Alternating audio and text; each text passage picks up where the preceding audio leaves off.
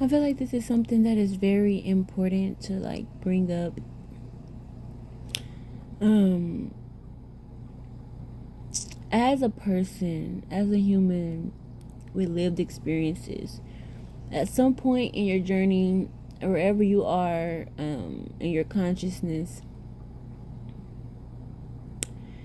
you have to like assess how you came to be. And when you look at your parent, your mom and your dad, and you know, I know everyone may not have that aspect of knowing their birth biological parents, so please, please, please, please, I'm holding space for everything, but I'm more so speaking on a specific thing.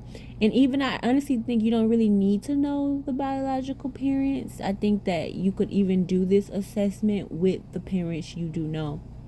I just don't want to like take away from anybody or make anyone feel left out because of my analyst.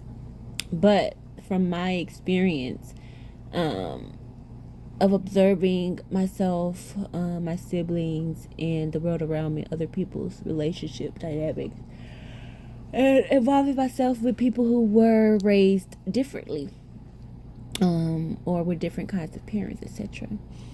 But once you kind of look at your family, you look at your parents, and or even you may talk to them. Like I know for me,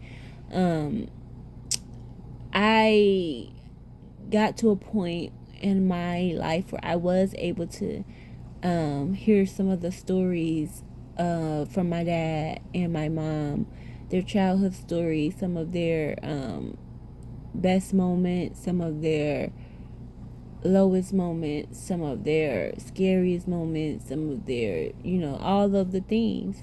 And I do feel that there is more that I could discover that would help me with my own journey.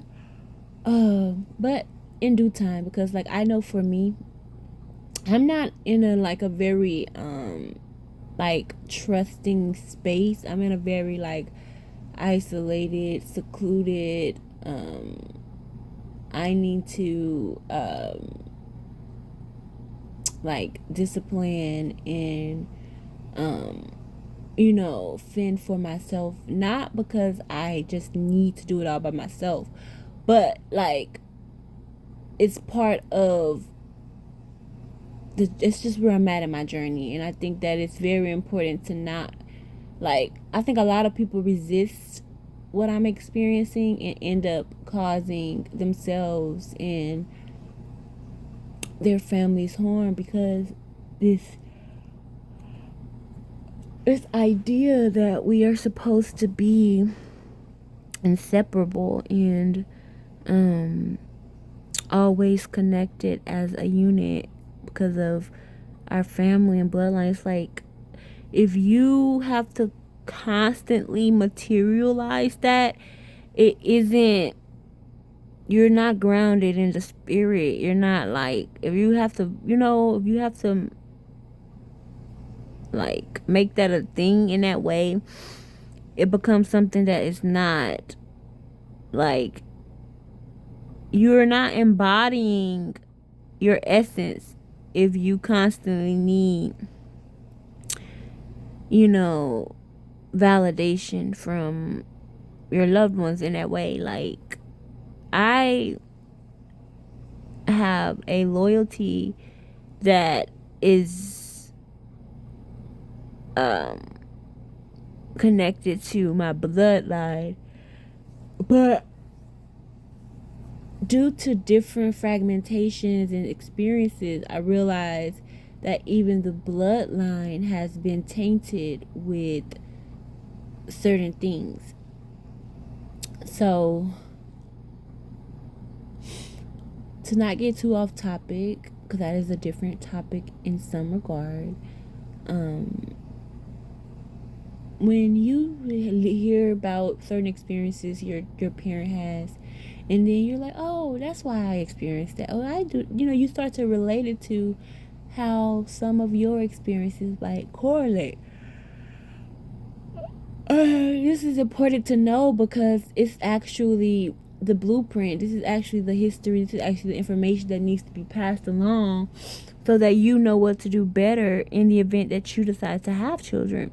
Oftentimes, we think that certain hardships to life is normal, but it's not natural. Some like obstacles, challenges, things happening in nature is definitely natural and normal, but like there are man-made and artificial challenges and obstacles that has been placed against the human psyche, body, mind. So you're getting whammed on every dimension of it, of the thing. And if you're not able to differentiate between that, then you'll find yourself going with the going with the flow of the people with other people and not necessarily beating and vibrating on your own accord. And if that's what you want to do, that's fine. But sometimes it becomes you lose your essence after so long of forfeiting and denying yourself your expression, your truth. And rather, sometimes it could be in the name of being the bigger person, not looking crazy, not looking a certain way. But let's say, for example, like as a child, you really did not like school, like you hated school, and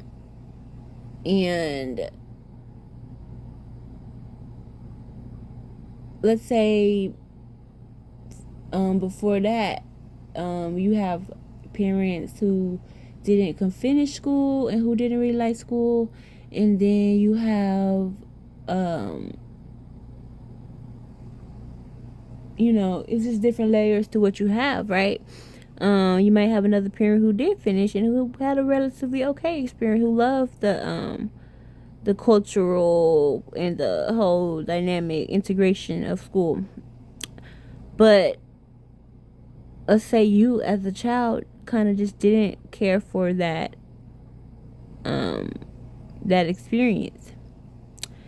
So, but let's say that your parent, influenced by the one who did have the good experience, and also maybe their life experiences, because they may they may be working full time, they may can't necessarily provide enough. Like sometimes school isn't a place where parents are sending their child willingly. Sometimes it's like forced. Like, shit, we're gonna have their necessities. If I don't know, I really don't know. I won't say that's true because I don't believe that. I think you really have to fight that. But I do understand how deep this institution is. And I would say that if you struggle with school and you were forced to go to school and you happen to have children, you're going to have to consider your own struggles and how that could impact your child's development, especially if they have to go to school. You have to be able to communicate and be aware of, like, hey, this may be a thing. For anything that was a thing for you could definitely be a thing for them. And I think that that's how generational trauma is passed down, and curses and things go unaccounted for because you don't communicate the intricate things that could even help children, or your children do grow up to adults, so adults, teenagers, to avoid harm. Like, if, for example, if my mom was open about how much she stood out in her family, open about anytime she got bullied as a girl, open about just adverse experiences and how it impacted her and what she did and how she responded and things like that. It could have been, it would have gave me a blueprint and a map to, like, in the event when this happened. Like, sometimes you have emotions that feel up that it's like, this feels familiar, but I don't think what I want to do is appropriate, and because of society, say if someone is bullying you and there's no fighting policy, and so, like, you ready to take it there, but you know that it's just not going to end in the best results. But that kundalini, that energy is like, ooh, it's like, I need to knock this head off.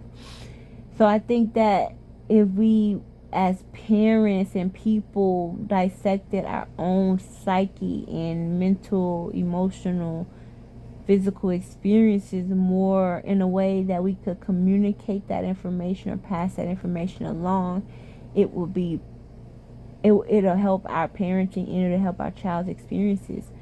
Oh, I'm sleepy.